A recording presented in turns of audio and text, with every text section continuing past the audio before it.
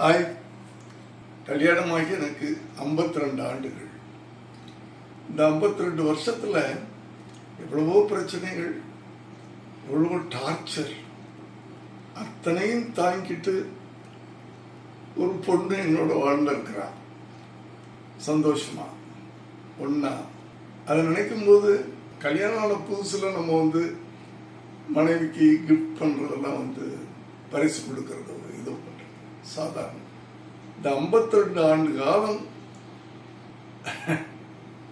அதனால என் மனைவிக்கு ஒரு எக்ஸ்பென்சிவா ஒரு கார் கிஃப்ட் பண்ணியிருக்கேன். எனக்கு சந்தோஷமா இருக்குது. அதான் இந்த BMW 5 சீரிஸ். பை.